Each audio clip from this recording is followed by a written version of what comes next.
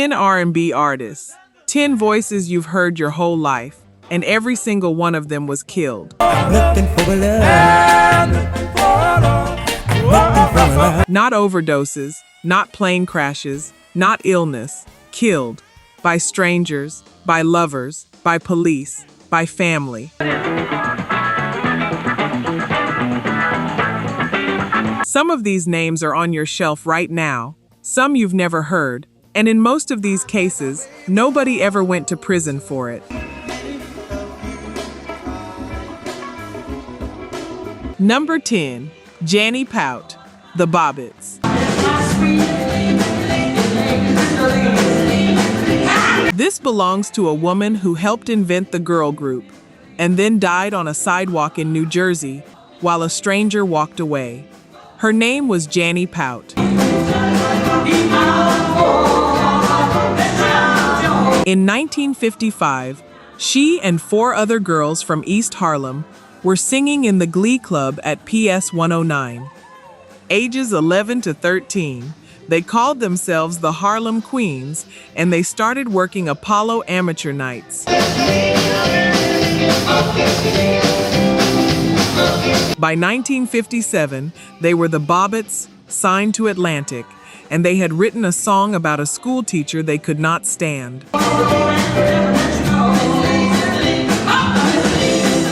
Atlantic made them rewrite the lyrics into a love song.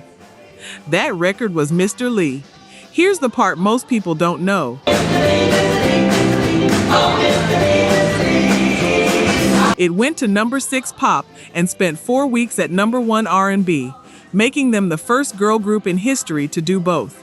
Before the Shirelles, before the Chantels, before Motown existed, and Atlantic had no idea what to do with them next. 4 straight singles missed the charts, so the girls cut the sequel they'd actually wanted to make all along, I Shot Mr. Lee, where they finally told the truth about that teacher. Atlantic shelved it.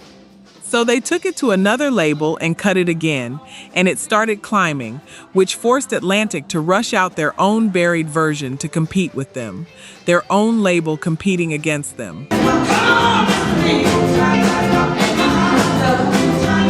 That fight is a big reason the industry started writing re-recording clauses into contracts.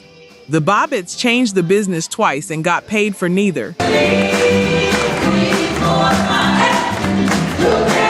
They kept touring, oldies circuits, England, small rooms, and then in September of 1980, Jannie Pought was walking down a street in Jersey City when a stranger stabbed her. She was 34 years old. There was no motive, there was no connection, there was nothing to understand. If you've ever lost somebody to something that had no reason attached to it, no story, no explanation, just gone, you know the specific weight of that. Grief you can't file anywhere. She helped build a whole genre of music, and she died in a way that had nothing to do with any of it.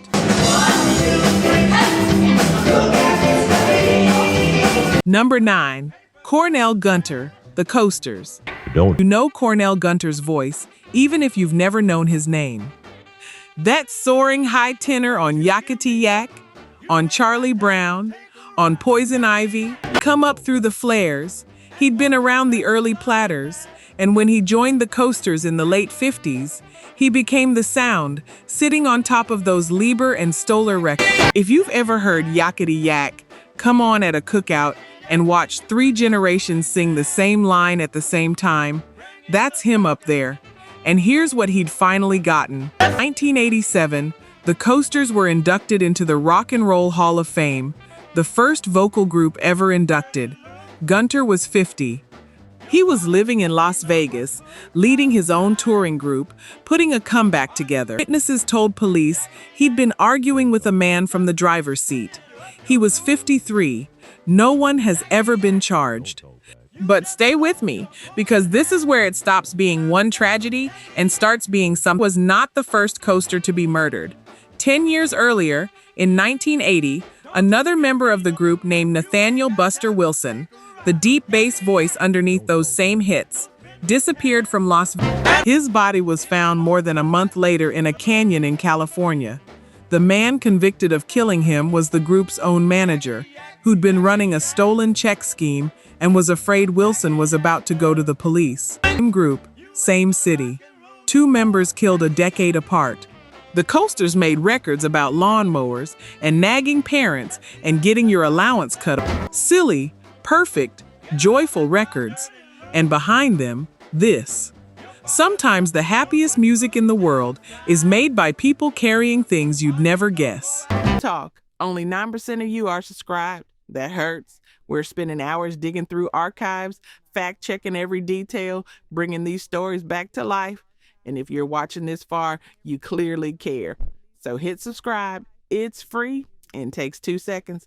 Now, to my subscribers, barely any of you have joined the membership. And honestly, that stings even more. You know the work we put in. You keep coming back. If these videos have ever made you feel something, if this music means something to you, join the membership. It's $1 coffee a month, and it's the only way we keep this going. Let's build this together. All right, back to it. Number 8, Charles Miller, War. This is the voice on one of the most recognizable records in American history, and almost nobody knows he was murdered. Say the words, "All my friends know the low rider."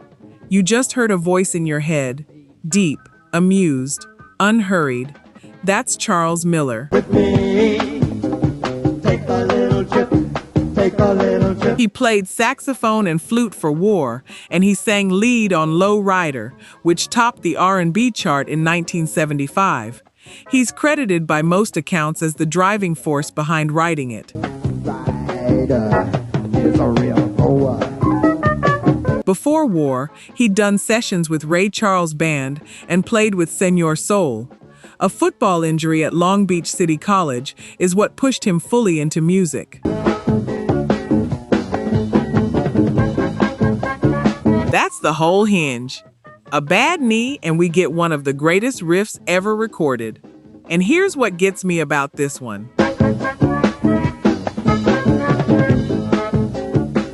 That song never left. It's been in movies. It's been a sitcom theme. Flo Rida sampled it. It's been playing in your car, at your barbecue, in commercials, on the radio, continuously, for 50 years. Now here's what happened. Take a little trip, take a little trip, take a little trip. In June of 1980, just days after his 41st birthday, Charles Miller was stabbed to death in Los Angeles during a street robbery. He was living in Hollywood with his wife and children. Take a little trip and see. No one was ever arrested. No one was ever prosecuted. To this day. And that's the thing that sits with me. This wasn't a mystery involving the music business, or a rivalry, or anything with a shape to it. It was a robbery. He was killed for whatever was in his pockets, and the man who did it walked into the rest of his life while a song Charles Miller helped write kept playing on every radio in America. With me, take a little trip, take a little trip. Some of y'all have that song in a playlist right now. You've had it for years, and you never once knew. Oh, rider is a little high. If you've ever found out something devastating about a piece of music you've loved your whole life and had to hear it differently afterward, you know what this next part of the video is going to feel like. Number 7, Harry Womack, the Valentinos. I'm looking for a love. I'm looking for a love. He died in his own brother's house, 1 week before the biggest record of his life went to number 1. The Womack brothers came out of Cleveland. Friendly Jr., Curtis, Bobby, Harry, and Cecil, singing gospel in their father's church.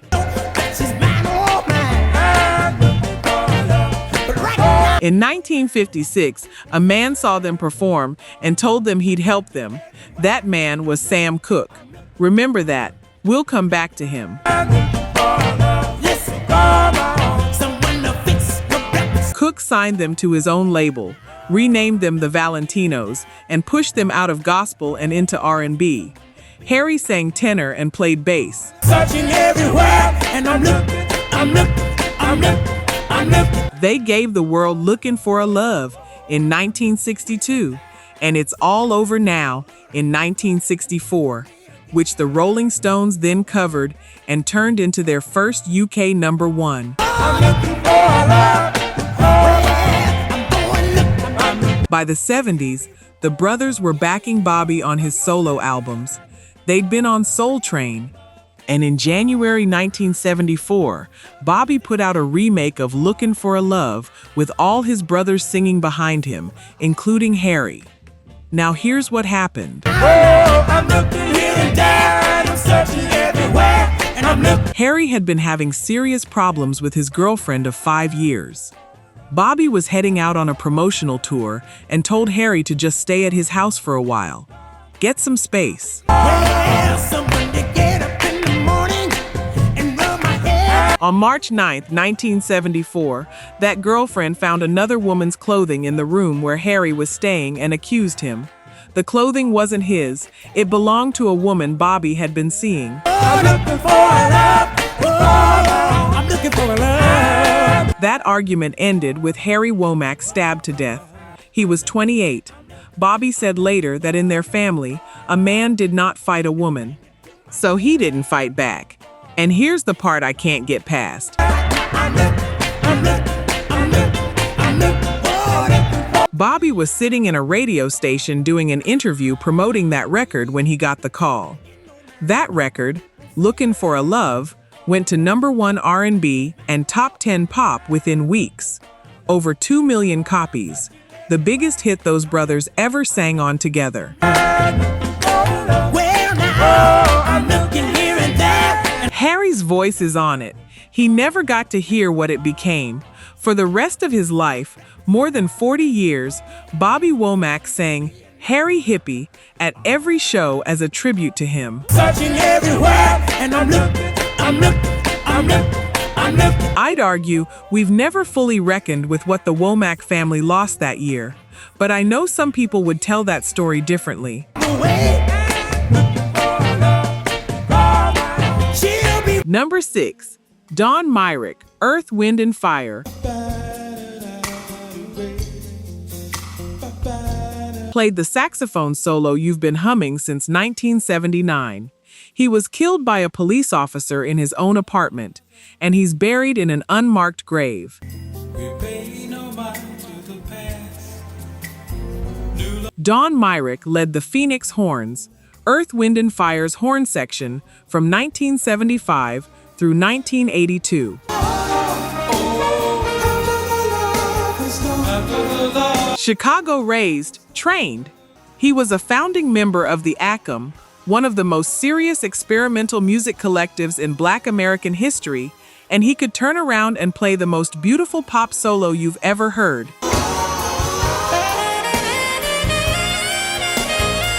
That's him on After the Love Has Gone. That's him tearing up Reasons on the Gratitude album, the live version, the one that stops the room. He won a Grammy for his playing on Runnin' in 1978. And here's a connection most people never make. When Phil Collins needed a saxophone solo for One More Night, he called Don Myrick. That's Myrick in the video, standing in a London pub, playing the part everybody remembers. So Earth, Wind and Fire, Phil Collins, Grover Washington Jr., Santana, The Dells, Bobby Blue Bland, His horn is threaded through decades of music you own. Now here's what happened. On July 30th, 1993, a Santa Monica police officer came to Myrick's Los Angeles apartment to serve a search warrant in a narcotics investigation. Myrick came to the door holding a butane lighter, the long metal kind you use for a barbecue grill. The officer thought it was a weapon. He fired one shot into Myrick's chest. Don Myrick died at the hospital. He was 53. His family filed a wrongful death suit. It settled in 1995 for $400,000. At his funeral, his Earth, Wind and Fire bandmate Larry Dunn said he'd been shot down like a common criminal. And here's the detail that stays with me. Does that feel all right? Even after that settlement, nobody ever put a marker on his grave. The man who played After the Love Has Gone, a song people have walked down the aisle to, a song people have grieved to, is lying under unmarked ground in Inglewood. Number 5, Roger Troutman, Zap. He was killed by the person who'd stood next to him his entire life. If you were anywhere near a party between 1980 and 1999, you know Roger Troutman. You just might know him as a sound before you know him as a man. That talk box, that robotic, singing, almost weeping vocal effect, that's him. More bounce to the ounce.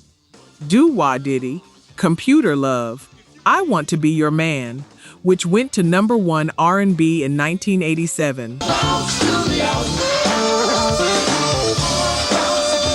10 brothers out of Hamilton, Ohio, they built the Dayton sound. And then here's the thing that made him immortal to a whole second generation. In 1996, that voice comes floating over the top of California Love with Tupac and Dr. Dre. Grammy nomination, global. Suddenly a funk pioneer from Ohio is the sound of West Coast hip-hop. If you've ever had a song follow you from your teenage years into your kids' teenage years, you know how strange and wonderful that is. Now here's what happened. Roger's older brother Larry had managed him for about 25 years. Real estate, business, the band, all of it. And by the late 90s, that relationship had frayed badly. Money, direction, Roger reportedly wanting to move forward without him.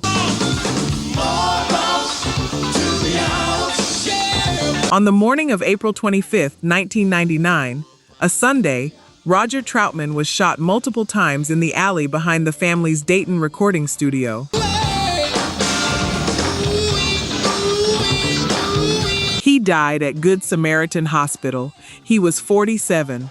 Police found Larry a short distance away, in his car, dead from a self-inflicted gunshot wound. There was no trial. There was no verdict. There was no day in court where anyone had to explain anything to that family. There was just a single memorial service at Shiloh Missionary Baptist Church for both of them at the same time. This is not where the party's at. You guys are trying to trick me. Their brother Terry said afterward that he resented losing Roger more than anything in the world and resented whatever sickness came over Larry to make him do it. Two brothers, one funeral, nothing resolved. Number 4, King Curtis. My name is King Curtis. He is on more records you love than almost any musician alive or dead. His killer served less than 6 years. Curtis Ousley, Fort Worth, Texas. He got his first saxophone at 12 and named himself King Curtis before anybody else could. You have heard this man hundreds of times. That's his horn on the Coasters' Yakety Yak. That's him with Aretha Franklin. He was her musical director. He's all over Live at the Fillmore West. That ferocious respect. That Dr. Feelgood. That's him on Lennon's Imagine sessions. He backed Sam Cooke, Buddy Holly, Wilson Pickett. He put out Soul Serenade and Memphis Soul Stew under his own name. He was 37 years old and about to become to Aretha what Lester Young was to Billie Holiday. Now here's the part that will make you sick. In 1971, after years as a first-call session man, he finally bought himself a piece of New York, a brownstone on West 86th Street. An 8-apartment building, his. On the night of August 13th, 1971, he was outside his own building dealing with an air conditioning unit and found 2 men shooting up on his front steps. He told them to move. It became an argument. It became a fistfight, and one of them, a 26-year-old named Juan Montañez, pulled a knife and stabbed him in the chest.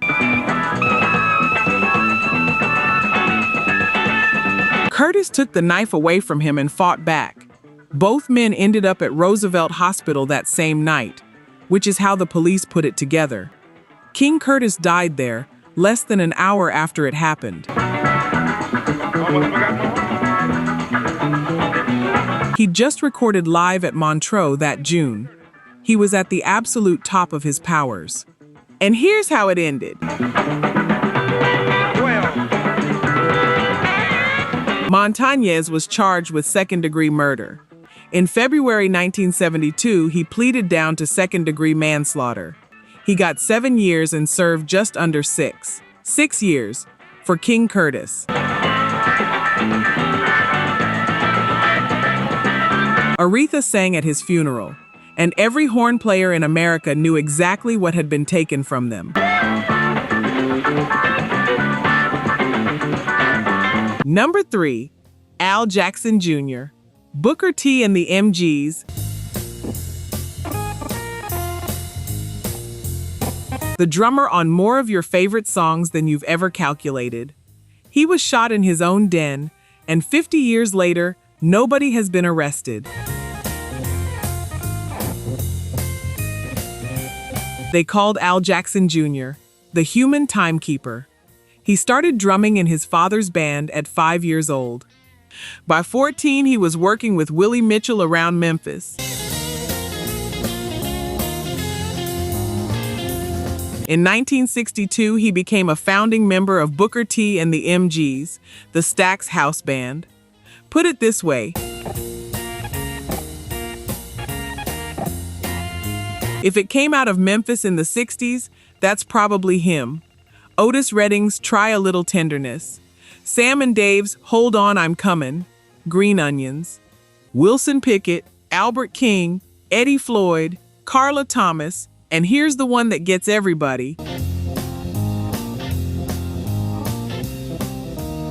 He co-wrote Let's Stay Together with Al Green and Willie Mitchell. That song, the one that's been playing at black weddings for 54 years straight. Somebody in your family had their first dance to it. He helped write it, and he's the one keeping that pocket so relaxed, it feels like the room is breathing. Now here's what happened, and it's complicated, so stay with me. That July of 1975, Al Jackson had been shot in the chest by his wife Barbara during a domestic incident. He survived.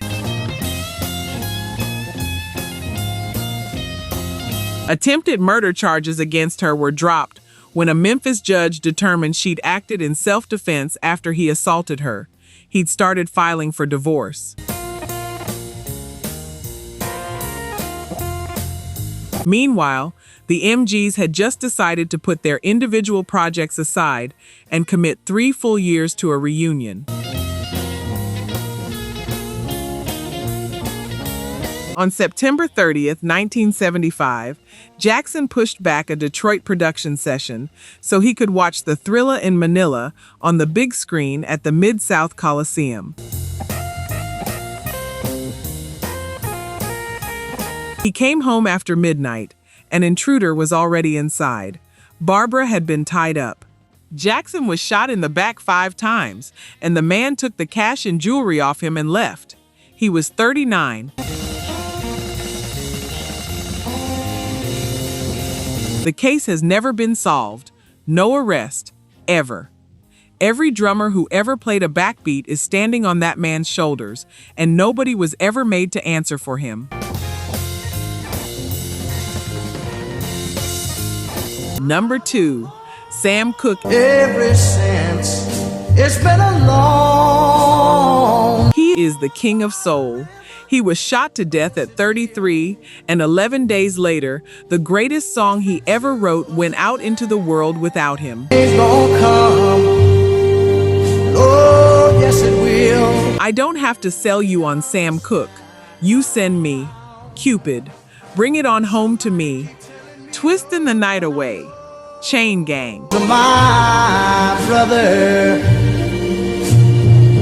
He took gospel and turned it into soul music. That's not an exaggeration. That's the historical record. And he was more than a singer. He owned his own record label and publishing company at a time when black artists owned nothing.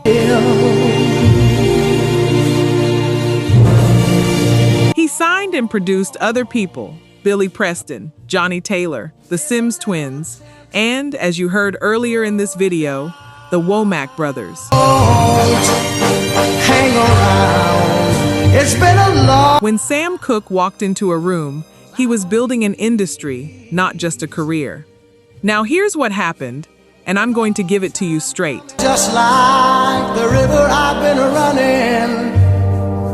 On the night of December 11th, 1964, Cooke ended up at the Hacienda Motel in South Central Los Angeles with a young woman named Elisa Boyer. Back down on my. She left the room, taking most of his clothing with her. Cooke, partially dressed, went to the motel office looking for her. The manager, a 55-year-old woman named Bertha Franklin, said he broke in and attacked her and that she shot him in self-defense. Oh, yes it will.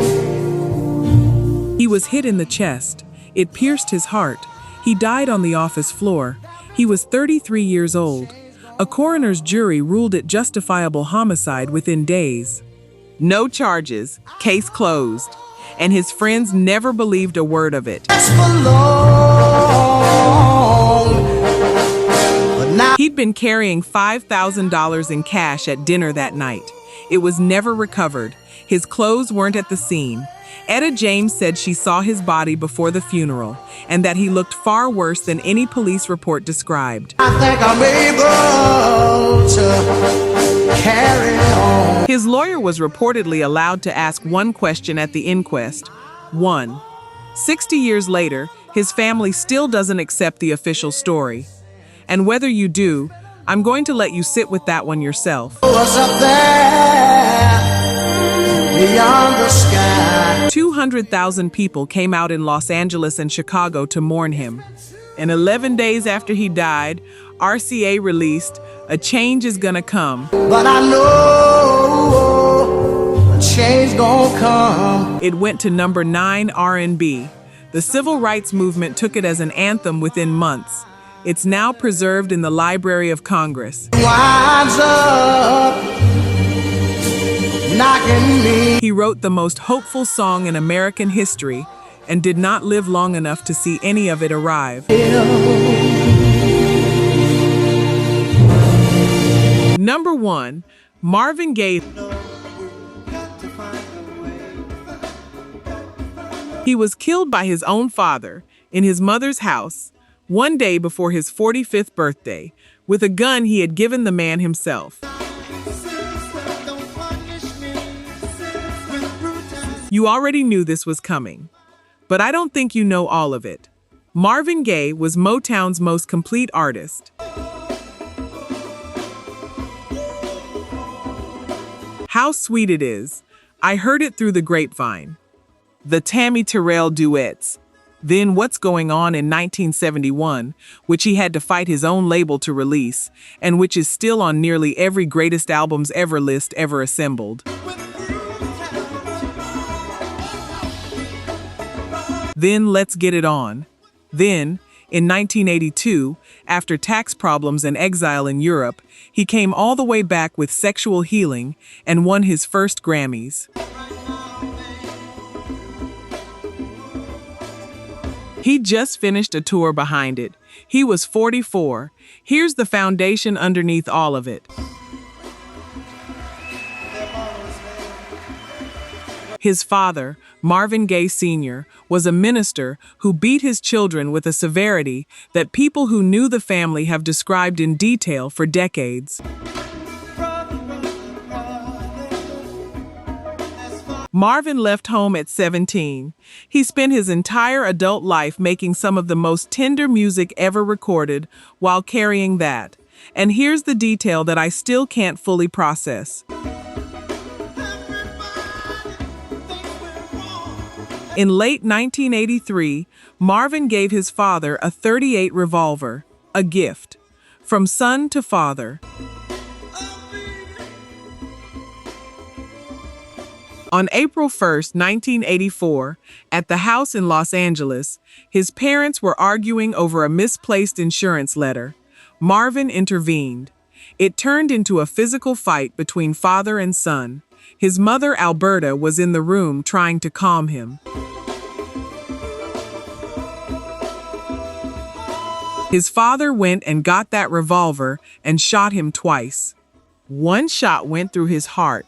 He died that afternoon, one day before his 45th birthday. Now here's the aftermath. Ladies and gentlemen, can we give our orchestra a fine round of applause? Gaye Sr. was charged with first-degree murder, but there were bruises on him from the fight. There were drugs in Marvin's system. His mother would not testify against her husband, and doctors found a tumor in his brain. In September of 1984, he pleaded no contest to voluntary manslaughter. He faced up to 13 years. He was sentenced to a 6-year suspended sentence and 5 years of probation. He never spent a day in prison for killing Marvin Gaye. He died of pneumonia in a nursing home in 1998. If you've ever loved someone who spent their whole life trying to earn the approval of a parent who was never going to give it, you understand what actually died in that house. It wasn't just a voice. It was a man who never stopped hoping.